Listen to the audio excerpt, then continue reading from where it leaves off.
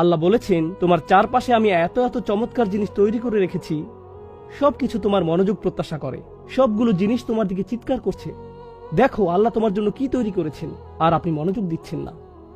ইউরসিলু আলাইকুম হাফাজা, তিনি তোমাদের জন্য প্রতিরক্ষাকারী ফেরেশতা পাঠান, সব সময় আপনাকে নিরাপত্তা দেওয়ার জন্য। আমাদের প্রত্যেকের চারপাশে ফেরেশতাদের নিরাপত্তা বেষ্টনী থাকে, যাদেরকে আল্লাহ নিয়োজিত করেছেন। এভাবেই আল্লাহ আমাদের উপর অনুগ্রহ করেন। যুগে অনেকেই বলে কোরআন হলো বর্বরচিত, এটি উগ্রপন্থী অথবা এটি চরমপন্থী। অনেক মুসলিম কিশোর তরুণেরা যখন আপনি তাদেরকে জিজ্ঞেস করেন কোরআন সম্পর্কে তোমাদের ধারণা কি, তারা বলে এটাতে অনেক শাস্তির কথা আছে, আল্লাহ অনেক রাগান্বিত, বেশিরভাগ জিনিসই হারাম। এই ধারণাই তাদের মাথায়, এই ধারণাই আমরা আমাদের শিশুদের মাথায় দিয়েছি। কিন্তু এই কোরআন এসেছে আগের সকল কিতাবের চেয়ে বেশি দয়াশীলতা নিয়ে। তো আমি চেয়েছি এই প্রেক্ষাপটটি তৈরি করতে। সূরা আর রহমান আসলে কি করেছে? এই লোকদের চেয়ে বেশি আল্লাহ থেকে দূরে যাওয়া সম্ভব নয়, এটাই হলো পয়েন্ট। সূরাটি নাজিল হলো আর এর শ্রোতা হলো এমন মানুষেরা যারা ধার্মিক নয়, ধর্ম নিয়ে যাদের কোনো আগ্রহ নেই, রাসূলকে নিয়ে তাদের কোনো আগ্রহ নেই, এর উপরে তারা ধর্মকে নিয়ে হাসি ঠাট্টা করে। তাদের চেয়ে বেশি আল্লাহ থেকে দূরে যাওয়া সম্ভব নয়। এই লোকদের উদ্দেশ্যেই আল্লাহ বলছেন এই সূরাতে। আর আমি বিশেষভাবে এটা উল্লেখ করতে চেয়েছি, কারণ সূরাটি যদি তাদের জন্য প্রযোজ্য হয়, এটি তাদের চেয়ে ভালো যে কারোর জন্য প্রযোজ্য হবে। অন্য কথায়, যদি সূরাটি বলে খারাপের মধ্যে খারাপদের ব্যাপারে, তাহলে নিশ্চিতভাবে এটা তাদের জন্যও যারা এর চেয়ে ভালো। যেমন আমি, আপনি, এই খুতবাতে যারা এসেছেন তাদের মধ্যে কেউ, অন্তত পক্ষে আমি জুমার নামাজে এসেছি, এর চেয়ে বেশি ভালো কিছু হয়তো আমি করি না। জানতে আসবেন না আমি 31st নাইটে কি করি, সেই বিষয়ে কথা না বলি, কিন্তু অন্তত পক্ষে আমি তো এখানে এসেছি। তো আমাদের মধ্যেও এমন অনেকেই আছেন যারা কখনো কখনো ভুল করেন, যারা আল্লাহ থেকে দূরে চলে যান, যারা অনেক দূরে চলে যান। আর আল্লাহ সকলের সাথেই কথা বলেছেন। আপনি হয়তো মনে করতে পারেন কুরআন শুধু ভালো মানুষদের সাথেই কথা বলে, অথবা কুরআন খারাপ লোকদের জন্য অনেক কঠোর। এটা তেমন নয়। আল্লাহ গভীর প্রজ্ঞা সহকারে ভালোবাসা ভরে আহ্বান করছেন। আর আল্লাহর এমনই একটা আহ্বান এখন আমি আপনাদের সাথে শেয়ার করব। ইয়াস আলুহু, ও তার আগে কুল্লু মান আলাইহা ফান, এই পৃথিবীর উপর প্রত্যেকেই বিলীন হয়ে যাবে। প্রত্যেকে এই পৃথিবীর উপর, সে যেই হোক, হয়ে যাবে ফান। আরবিতে ফান এসেছে ফানা থেকে। ফানা অর্থ শুধু আপনি মারা যাবেন তা নয়, আসলে এর অর্থ হলো কেউ আপনাকে মনে রাখবে না। হয়তো এমন সময় আসবে যে মানুষ জানবে না একটা কবর আছে আর কবরের নিচে আপনি আছেন। যেখানে এখন আমরা বসে আছি, আমরা জানি না কে এখানে ছিল 1000 বছর আগে। আমরা জানি না। আমরা জানি না কে এখানে ছিল 2000 বছর আগে। আমরা জানি না মাটির কত গভীরে তারা এখন আছে, আর তাদের দেহের কতটুকু এখন অবশিষ্ট আছে। কদ আলিমনা মা তানকুসুল আরদু মিনহুম, আমি জানি না মাটি তাদের দেহের কতটুকু খেয়েছে। আল্লাহ জানেন, আমরা জানি না। তো আল্লাহ বলছেন একটি বাস্তবতা যা আপনার মনে গেঁথে যাওয়া উচিত। আপনি এখানে স্থায়ীভাবে থাকতে আসেননি। জানেন আমাদের জীবনে কি হয়? দিন আসে দিন যায়, আমরা এতটাই ব্যস্ত হয়ে পড়ি, আজকে কি করব, এই মুহূর্তে কি করতে হবে, ছুটির দিনে কি করব, সামনের 1 মাসে অথবা 2 মাসে কি করব। মানুষ দীর্ঘমেয়াদী চিন্তা করে। তারা চিন্তা করে যে আমি পরিকল্পনা হিসেবে 2 মাসের ক্যালেন্ডার তৈরি করব, আমি বাৎসরিক ক্যালেন্ডার তৈরি করব। ছাত্ররা চিন্তা করে পরের সেমিস্টারে তারা কোন কোন কোর্সগুলো নিবে। দীর্ঘমেয়াদের ব্যাপারে আমাদের চিন্তা হলো কয়েকদিন নিয়ে, কয়েক মাস নিয়ে। সুপরিকল্পিত কোনো ব্যক্তির প্ল্যান হয়তো পরবর্তী 1 বছর বা 2 বছরকে নিয়ে। এভাবে আমরা দীর্ঘমেয়াদে চিন্তা করি। কিন্তু আল্লাহ আজ্জা ওয়া জাল্লা আমাদেরকে জানিয়ে দিয়েছেন, তোমার দীর্ঘমেয়াদী পরিকল্পনার মধ্যে একটা জিনিস অন্তর্ভুক্ত করতে হবে। মৃত্যু তোমার ক্যালেন্ডারের অংশ। স্টার চিহ্ন দিয়ে রাখো।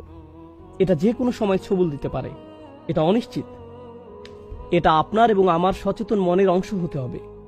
এতে কিছু আসে যায় না যে আপনি বিশ্বাসী নাকি অবিশ্বাসী, আপনি সিরিয়াস নাকি সিরিয়াস নয়, আপনি নামাজ পড়েন আর না পড়েন। একটি বাস্তবতা আপনি এড়িয়ে যাওয়ার অভিনয় করতে পারেন, এড়িয়ে যাওয়ার চেষ্টা করতে পারেন, কিন্তু এটা আসছে। আর যত দূরেই আপনি যান না কেন, ফাইন্নাহু মুলাকিকুম, এটা আসবে এবং আপনাকে আঘাত করবে। কুল্লু মান আলাইহা ফান ওয়া ইয়াবকা ওয়াজহু রাব্বিক।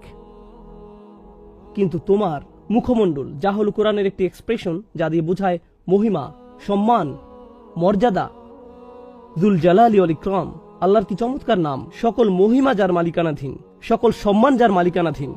এখন আরবিতে কারাম হলো সম্মান, ইকরাম হলো যখন আপনি কাউকে সম্মানিত করেন। এটা সকর্ম ক্রিয়াপদ, অর্থাৎ আপনি যখন কাউকে সম্মানিত করেন, এটা সকর্ম ক্রিয়াপদ। আমি আসলাম আর কেউ আমাকে সম্মানের সাথে বরণ করলো, এটা হলো ইকরাম। কেউ আমার প্রশংসা করলো, এটা ইকরাম। অথবা আমি আমার বাবা মা, শিক্ষক, অথবা অন্য কাউকে সম্মান করলাম, আমি তাদেরকে ইকরাম করলাম। অন্য কথায় এটা ইকরাম নয় যখন আপনি নিজে নিজে বসে থাকেন। একজনকে আসতে হবে এবং আপনার উদ্দেশ্যে ইকরাম করতে হবে। বুঝতে পারছেন? আপনি যদি পাহাড়ের উপর একাকী বসবাস করেন, এরপর আপনি বললেন আমার অনেক ইকরাম আছে, না না না, কে আপনাকে সম্মানিত করছে? পাখিরা উড়ে এসে আপনাকে সম্মানিত করছে? কেউ এসে এটা আপনাকে করতে হবে। মর্যাদার ক্ষেত্রেও একই বিষয়, জালাল। যদি কেউ মর্যাদাবান হয়, এর অর্থ অন্য কেউ তাকে মর্যাদা দিচ্ছে। কিন্তু লক্ষ্য করুন আল্লাহ কি বলছেন। তিনি বলেছেন প্রত্যেকেই মারা যাবে, যার অর্থ কেউ বেঁচে থাকবে না আল্লাহকে সম্মানিত করতে, কেউ বেঁচে থাকবে না আল্লাহকে মর্যাদা দিতে। তারপরেও এগুলোর মালিকানা আল্লাহর, তারপরেও এগুলোর মালিকানা আল্লাহর। অনেক মানুষ আছে, তারা যখন আল্লাহ থেকে দূরে চলে যায়, তারা বলে আল্লাহর কেন আমার প্রশংসা দরকার? আল্লাহর কেন আমার ধন্যবাদ প্রয়োজন? আল্লাহ কেন চায় যে আমরা তার প্রশংসা করি? আমি এমন মানুষও দেখেছি যারা বলে মাআদাল্লাহ, তারা আল্লাহ সম্পর্কে এভাবে কথা বলে, আল্লাহ কেন চায় যে আমি তার প্রশংসা করি? অন্য যে কেউ যে সব সময় প্রশংসা চায়, আমরা তাকে বলি অহংকারী, উদ্ধত, অভাবী। আল্লাহ কেন এরকম করেন? আল্লাহ এই প্রশ্নের জবাব দিয়েছেন, তোমরা সবাই মারা যাবে, কিন্তু তারপরেও আমার তা থাকবে। ইতিমধ্যে সকল মর্যাদা, সকল মহত্ব, সকল সম্মান, সকল মহিমা আমার মালিকানাধীন। আল্লাহ আমাদের বলছেন তাকে সম্মানিত করার জন্য তার সৃষ্টি জগতের প্রয়োজন নেই, তিনি ইতিমধ্যেই সম্মানের মালিক। তো তিনি আমাদের এমন তাৎপর্যপূর্ণ বিষয় বলেছেন, আর তোমরা যা করো তোমরা তা আল্লাহর জন্য করছো না, কারণ তোমরা আল্লাহর রত্নভাণ্ডারে কিছু যোগ করছো না। তোমরা শুধু করতে পারো তোমাদের নিজেদের জন্য। ইন আহসানতুম আহসানতুম লিনাফসিকুম, যদি তোমরা সবচেয়ে সেরা কাজগুলো করো, সেই সেরা কাজ আসলে তোমরা আল্লাহর জন্য করছো না, তোমরা করছো তোমাদের নিজের জন্য। এটা কোরআনের কথা। ওয়ামা জাহাদা ফাইন্নামা ইউজাহিদু লিনাফসিহি, যেই যতটুকু সংগ্রাম করুক সে এটা করে তার নিজের জন্যই। এই ইনভেস্টমেন্ট আপনার নিজের জন্য। যখন আল্লাহ আপনাকে তার পথে আনছেন, মানুষ ভুল বুঝে আর ভুল চিন্তা করে, আমাকে জোর করে কারো বাধ্যবাধকতায় নিয়ে আসা হচ্ছে, আমাকে জোর করে কারো আনুগত্য করা হচ্ছে, আমাকে জোর করে তাই করানো হচ্ছে যা আমি করতে চাই না।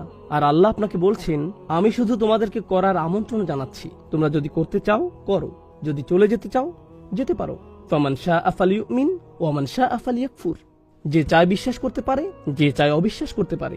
কুরআন প্রকাশ্যে বলছে তোমার চলে যাওয়ার স্বাধীনতা আছে, কিন্তু আপনি যদি আল্লাহর পথে আসেন সেক্ষেত্রে আপনি একাই সুবিধাভোগী। আপনি আল্লাহর কোনো উপকার করতে পারবেন না। আপনি যেমন আল্লাহর কোনো ক্ষতি করতে পারেন না, তেমনি আল্লাহর কোনো উপকারও করতে পারেন না। এজন্যই তিনি বলেছেন ওয়ায়াবকা ওয়াজহু রাব্বিকা যুল জালালি ওয়াল ইকরাম, তার মর্যাদা রয়ে যাবে, তোমাদেরকে তার প্রয়োজন নেই। আর তারপর তিনি প্রশ্ন করছেন ফাবিআইয়ি আলাই রাব্বিকুমা তুকাযযিবান, তোমাদেরকে তার প্রয়োজন নেই, তারপরেও তিনি তোমাদেরকে বাঁচিয়ে রেখেছেন, তারপরেও তিনি খাওয়াচ্ছেন, দিয়ে যাচ্ছেন, আপনার প্রয়োজন পূরণ করছেন, আপনার জীবনকে সৌন্দর্যমণ্ডিত করছেন। তিনি শুধু আপনাকে টিকে থাকার উপকরণ দিয়ে ছেড়ে দেননি, জেলখানার ভিতরেও মানুষ বেঁচে থাকতে পারে। তিনি আপনাকে ঘর দিয়েছেন, টিকে থাকার জন্য শুধু চামড়াই যথেষ্ট। তিনি আপনাকে দিয়েছেন পোশাক, তিনি আপনাকে এই জিনিসগুলো দিয়েছেন, কিন্তু আপনাকে কিছু দেয়া তার প্রয়োজন নেই, আর আপনার থেকে কোনো কিছু পাওয়ার তার প্রয়োজন নেই। আর কত পরিমাণ তোমরা অস্বীকার করবে? ফাবিআইয়ি আলাই রাব্বিকুমা তুকাযযিবান, যুক্তি উপস্থাপনের কি শক্তিশালী উপায় আমাকে এবং আপনাকে আল্লাহর সামনে আমাদের অবস্থান স্মরণ করিয়ে দেওয়ার জন্য। আমরা কখনোই আল্লাহকে দেওয়ার জন্য কিছু করতে পারবো না, আর আমরা কখনোই বলতে পারবো না যে আমাদের কাছে আল্লাহর কোনো দেনা আছে। আপনি আমি বলতে পারি না আল্লাহ আমাদের কাছে দেনাদার। মানুষ মূর্খতাপূর্ণ কথা বলে, আমি এত দোয়া করলাম আল্লাহ কবুল করলো না। আল্লাহ কি আপনার কাছে ঋণী? আল্লাহর কাছে দোয়া করা অনলাইনে কোনো কিছু কেনার মতো না। তারা বলেছে 3 দিনের মধ্যে জিনিস পৌঁছে যাবে, এখনো আসলো না। আমি এখন আর নামাজ পড়ি না, কারণ আমি অনেক দোয়া করেছি, কিন্তু তারপরও পরীক্ষায় ফেল করলাম। আপনি পরীক্ষায় ফেল করেছেন কারণ আপনি লেখাপড়া করেননি। আপনি ফেল ওই জন্য করেননি যে আপনি দোয়া করেছেন আর আল্লাহ আপনার অর্ডার ঠিক মতো ডেলিভারি করেননি। আল্লাহর উপর এভাবে দাবি আরোপ করার আপনি কে? আল্লাহর প্রতি আমাদের মনোভাব হয়ে গেছে কাস্টমারের মতো। আমরা আল্লাহকে মনে করি এমন কারো মতো যে আমাদের কাছে ঋণী। ফাবিআইয়ি আলাই রাব্বিকুমা তুকাযযিবান, আমাদের দোয়া হয়ে গেছে অহংকারপূর্ণ। খেয়াল করেছেন বিষয়টা? আল্লাহর কাছে আমাদের চাওয়ার ধরনও হয়ে গেছে অহংকারপূর্ণ। আর আল্লাহ আমাদের স্মরণ করিয়ে দিচ্ছেন আর কত তোমরা অস্বীকার করবে, আর কত বিভ্রান্তির মধ্যে তোমরা থাকবে। আরবিতে আলা শব্দটি খুবই তাৎপর্যপূর্ণ। সাধারণত অনুবাদ করা হয় তোমাদের রবের কোন কোন অনুগ্রহকে অস্বীকার করবে। অনুগ্রহ হলো নিয়াম, ফাদাইল, ফাদল, এগুলো অর্থ অনুগ্রহ। কিন্তু আলা শব্দটি আসলে এসেছে আলা থেকে, যাকে বলা হয় আদাতুত তানবিহ, এমন বিষয় যা আপনার মনোযোগ প্রত্যাশা করে।